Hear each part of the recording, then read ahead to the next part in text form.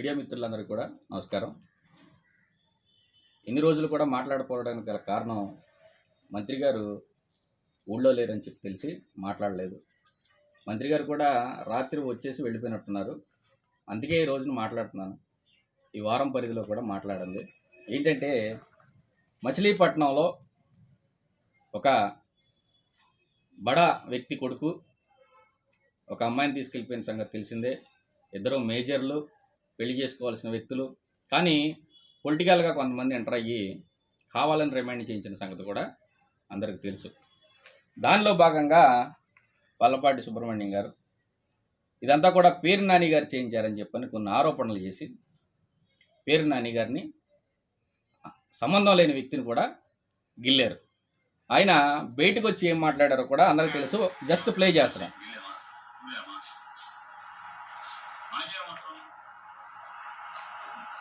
అట్లాగే నేను ఛాలెంజ్ చేస్తాను. సిఐ నబీ కాల్ డేటా తీయండి. గడిచిన 15 రోజులుగా లేదా 10 రోజులుగాను, ఎందుకంటే ముందు కూడా అడుగుతున్నా, కాల్ డేటా తీయండి. ఎవరెవరు మాట్లాడారు? దమ్ముందా, ధైర్యం ఉందా అని అడుగుతున్నా. కొల్లురంగా నీకు ధైర్యం ఉందా? నీ కాల్ డేటా తీ. నీ కాల్ డేటా తీసి నాకు నువ్వెవరెవరితో నీ చుట్టూ ఉన్న పిఏలు కానీ మీ గన్మెన్లు కానీ మీ ఎంత ఇవ్వండి. ఇక్కడ పేరు నాని గారిని చూస్తే దాదాపు 30 నిమిషాలు మాట్లాడారు. 30 నిమిషాల్లో పేరు నాని గారిని లాగారని పేరు నాని గారు మొత్తం చిట్టా అంతా నేను తీశాను. మరి పోలీస్ స్టేషన్కి డైరెక్ట్గా తీసుకురావాల్సిన మేజర్లను నోవాటాలకి హైదరాబాదు అటు ఇటు తిప్పారు. ఎక్కడెక్కడో సెటిల్మెంట్లు చేశారని చెప్పని. ఇది ఎందుకు మాట్లాడుతున్నాం అంటే, ఒక ఆడబిడ్డ సమస్య కాబట్టి అందుకే ఈ రోజున మాట్లాడుతుంది. మరి ఇన్ని ఎవిడెన్స్తో మాట్లాడిన వ్యక్తి తెలుగుదేశం పార్టీ వాళ్ళు, టీడీపీ వైఎస్ఆర్సీపీ కార్పొరేటర్లు పెట్టిన ప్రెస్ మీటు, పేరు నాని గారు పెట్టిన 2వ నిమిషాన ఆగమే గారి మీద తెలుగుదేశం పార్టీ కార్యాలయంలో ప్రెస్ మీట్లు పెట్టే వ్యక్తులు ఈ రోజున ఏమైపోయారు? ఇది నా ప్రశ్న కాదు, కూటమి నాయకుల ప్రశ్న. అంటే రవీంద్ర గారితో చెప్పుకోలేని కూటమి నాయకుల ప్రశ్న. ఆ తర్వాత బందరు ప్రజల ప్రశ్న, రాష్ట్రంలో ఉన్న కొంతమంది ప్రశ్న. ఇది ఎందుకు మాట్లాడట్లా, ఎందుకు నోరు విప్పట్లా? ఈ రోజున ఒక బాధ్యత గల మంత్రి గారైన రవీంద్ర గారు నాకు చాలా సోమిడని చెప్పి తెలుసు. ఎందుకంటే నేను చాలా చోట్ల కూడా ప్రస్తావించడం జరిగింది. ఇందులో భాగంగా నేను చాలాసార్లు ప్రస్తావించా, మంత్రి గారు మీరు హుందాగా దీనిపైన మాట్లాడి విషయం ఏంటో ఒకసారి తెలియజేస్తే అందరికీ కూడా బాగుంటుందని చెప్పని తెలియజేస్తున్నాం. అది కాకుండా పవన్ కళ్యాణ్ గారు సాక్షాత్తు అసెంబ్లీలో పవన్ కళ్యాణ్ తప్పు చేసిన తల తెగే చట్టం తీసుకురావాలన్న పవన్ కళ్యాణ్ గారు ఈరోజు నా స్టేట్ న్యూస్ అయితే పేపర్లో అందరికి రాగానే మీ పిఆర్ఓలో ఎవరో పేపర్ కటింగ్లు తీసుకొచ్చి ముందు పెడతారు. మాది క్రమశిక్షణ గల పార్టీ. జగన్మోహన్ రెడ్డి గారి భార్యను తిట్టిన అక్కడ గుంటూరులో ఉన్న రవికిరణ్ని మేము జైలుకి పంపించాం, సస్పెండ్ చేసామన్న మాటలో మరి ఇక్కడ ఈ వ్యక్తి పైన సస్పెండ్ లెటర్ ఏది? క్రమశిక్షణ పార్టీ ఏమైంది? అది కాకుండా నేను ఈ రోజున ఇంకోటి అడుగుతున్నా, ఒక కృష్ణారావుపేటలో ఒక ఆడబిడ్డగా అన్యాయం జరిగింది అనగానే పేరు నాని గారు, పేరు కిట్టు గారు, కొల్లు రవీంద్ర గారు, సంబంధం లేని వంగవీటి నరేంద్ర గారు కూడా వచ్చి ఒక 300 మందితో ధర్నా చేసి ఈ వ్యక్తిని అరెస్ట్ చేయించారే. మరి అదే కొల్లు రవీంద్ర గారు, అదే వంగవీటి నరేంద్ర గారు, అదే కాపు నాయకులు మన కాపు బిడ్డకి అన్యాయం జరిగితే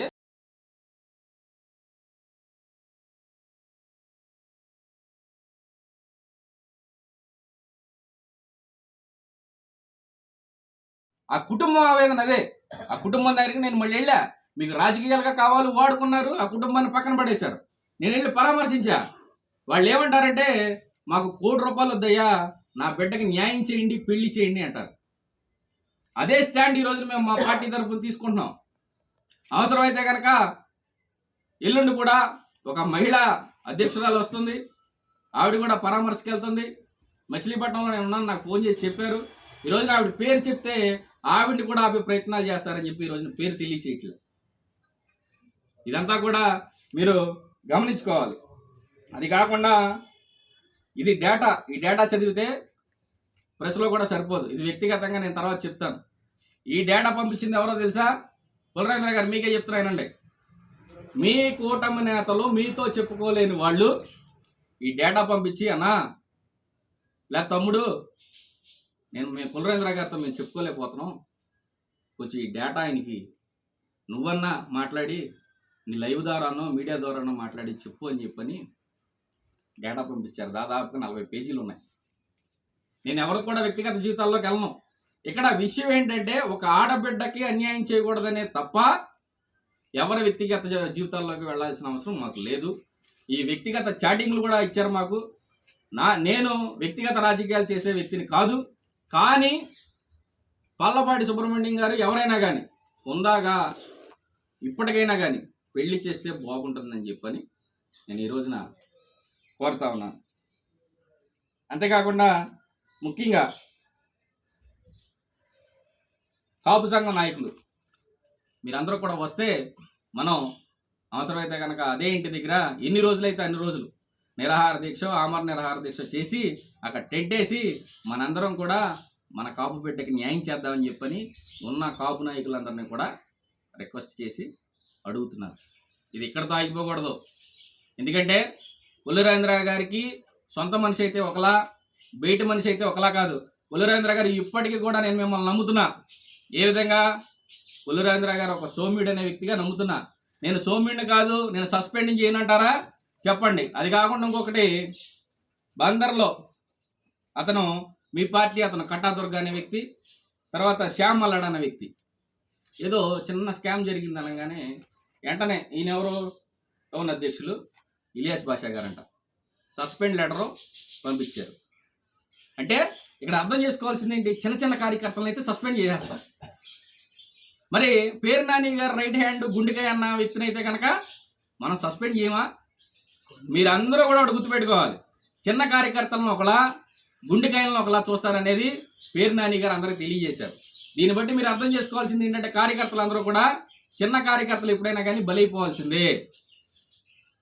పెద్దవాళ్ళు తప్పులు చేసినా జేబులో వేసుకుని మనం కాపాడుకోవాల్సిందే అనేది ఈరోజు రాజనీతి. ఈ రాజనీతిని చెరిపేస్తారా, సస్పెండ్ చేస్తారా లేదా అనేది నేను కులరేంద్ర గారి విజ్ఞతకి వదిలేస్తున్నాను. Thank you. నమస్తే ఫ్రెండ్స్, నేను మీ రూపిణ్ణి. మీ అందరూ చాణక్య ఛానల్లో వీడియోస్ చూస్తున్నారు కానీ వాటికి లైక్ చేయట్లేదు అండ్ సబ్స్క్రైబ్ చేయడం మర్చిపోతున్నారు. మీరు కనుక చాణక్య ఛానల్కి సబ్స్క్రైబ్ చేస్తే మాకు ఇంకా మంచి వీడియోస్ని, న్యూసెస్ని చేయడానికి మాకు మోటివేషన్ ఉంటుంది. Thank you and don't forget to subscribe Chanakya channel.